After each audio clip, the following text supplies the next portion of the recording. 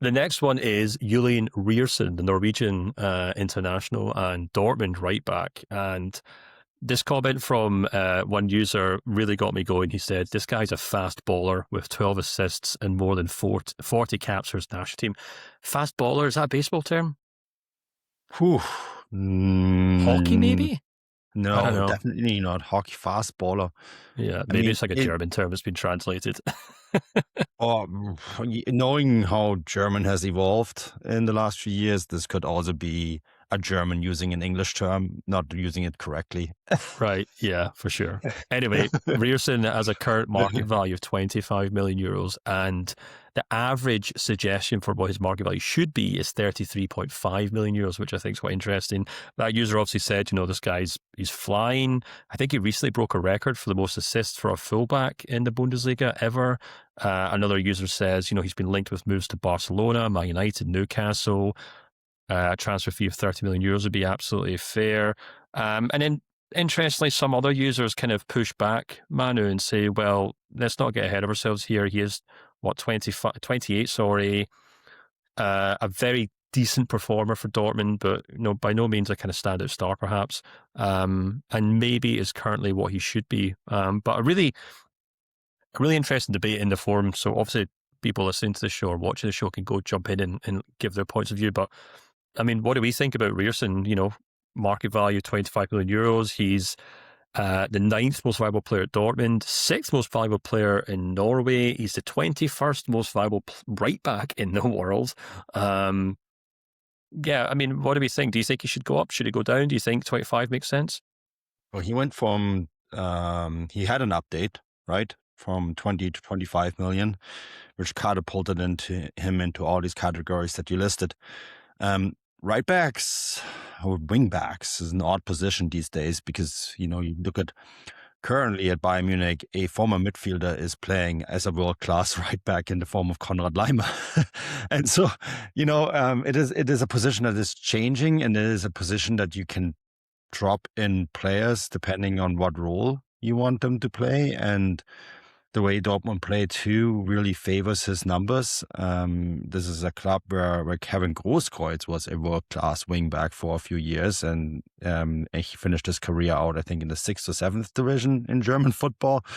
So it is a position that can be elusive. I've talked to agents actually about this, that wingbacks are always the hardest players to move because there's a lot of them. And they're also the easiest position to replace at a pinch. Like if you don't have a top wingback in your team, you can just put someone else there and you're probably going to be okay. I mean, there's been teams that have won World Cups without wingbacks, right? So, yeah, I think his evaluation is probably pretty fair. And at the age of 28, he's turning 29 next season. That is when we actually start looking at bringing values down. Yeah. Do you know what? I'm actually going to disagree slightly because I was just looking there at the average fee for right backs recently, and I'll rhyme off some numbers for you.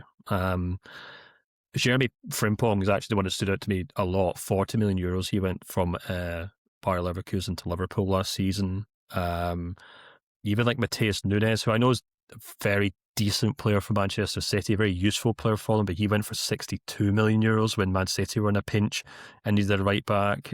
Nelson Semedo, 36 million euros to Barcelona. Mats Wiefer went to Brighton for 32 million euros. Sasha Bowie to Bayern for 30 million euros, probably one of the biggest flops in their history for sure.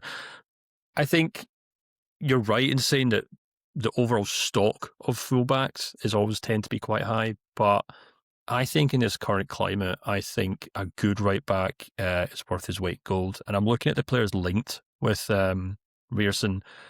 Manchester United are in desperate need of a right back this season. I think Barcelona desperately need one as well. Newcastle do have Livramento, but he sometimes has to help out on the left. And Kieran Trippier's moving on as well. He's not very young, so they'll have to pick up another fullback for sure. So you talk about 3 very rich clubs in need of a ready-made fullback that they can rely upon. And so I actually think if Ryerson was to leave Dortmund this year, I actually think they would be pushing above 30 million euros just because He's proven himself as a very, very capable player in the Bundesliga and the Champions League. So I'm actually going to agree with some of the more optimistic users here and say I think he should be at least 30 million euros. So I would hope, and it's a shame enough to Tobias on the show this week, and I could harass him about it and badger him to do so. But yeah, I think Ryerson should go up to 30 million euros in the next market value update. And then, as you said, when he hits 29 and 30, we can maybe start looking at winding it down. But yeah, I think Ryerson deserves a bit more time in the limelight. Fair enough. I mean, that update is before the World Cup. It's actually coming up pretty soon. So we'll see. Let's see what happens. We haven't even discussed the fact that he could win the World Cup with Norway as well. There we go. Yeah. But we'll cross that bridge when it comes, perhaps. Yeah, with Erling Haaland up front, why not? Exactly. Oh, I'm sure he'll get at least one of 2 assists for Haaland this summer.